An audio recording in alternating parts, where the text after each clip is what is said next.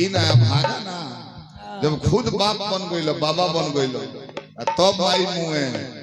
तो ओकरा के उत्तम मौत कहल जाला तब वो भागा के बात नहीं कही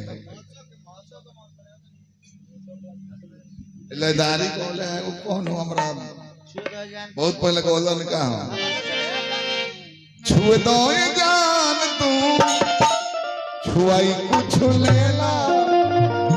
इहर लगा और ये कल गीत गोदर ले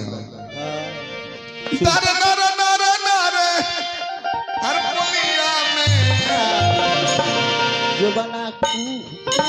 चुभ करे चोलिया मुना जी तराई का जाने अब तो हम जीते के मुंह संत ने तहार को ऊपर तो हिलो जा दोनों जन अपन फरिया लियो लो एक घर के बाहर लो ओ भाई का कहत रहे के घर माने तहार को हमरा अरस तो हम जवाब ना देबे गीत के ना तो उ गवले तो बड़ा उदंड जवाब दिले कैसे अच्छा बताई मेहरारू के कहे कहो का ई कहे कि विरह में जरूरत नहीं आग लागल बा राजा जी आई ई गाना में ऐसा सब चाहिए कि जो बना चुभ चुभ चुभ करे चोलिया में काजरे मौगी भैंस पहनाए वाली सुई ले ले हुई तबे गलत होई ना तो सब वस्त्र तो नापी से सियाला तो मैं चुभ चुभ गोले कैसे लगी हम गावत रहनी होगा नहीं जवाब गावत नहीं गीत कि नया नो हरे अभी कोनिया बारू बारू बारू आ कोटिया तोरे के काहे जिद करतारू तू बारू घरे हम ता बानी में लगछिया में तो ये थिया टन टन टन करे कोछिया में एकर जवाब हम बोले नहीं सुनले बड़े न तनिया में खुशी सुनले बड़े खुशी गुरुजी का इनका नाम खुशी हो ना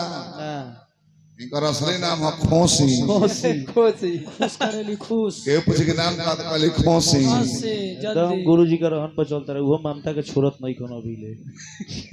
खुशी का अभी तू जानता रहो लोग के नजदीकी तू हो तू ये तनी हो ये आज कमाल है खुशी अभी ऐसा बात करना ना दुख लगल बात के क्वेश्चन बात अपन अपन मेंटलिटी में जे तू गाना बजाना के कटिंग करे ई ना चाहिए ए इहे नहीं के नियम लोग निभावो त नया नया लेकिन से गाड़ी सुनलो हमरा काहे ना पुअर बोल ले ऐसा कि हम के पुअर बोलबे ना करे ना तो बोली है कैसे अभी ना बोले तो हम कैसे बोलो ऐसे ना ई अपना में मेरी चाहिए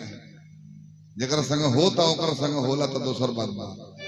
निमन लइका गाओ संत निमन से ओकर जवाब दे को वही लायक गाओ ई सच्चाई है ऐसा गीत ना गाओ जाला के लोग आए को बंद करबे कि हम माइक के लाइन काट को दी बाउल गोला में कुछ ई ना चाहिए कुछ नहीं एगो माइक के नाम पर गीत जाकर तब फिर एगो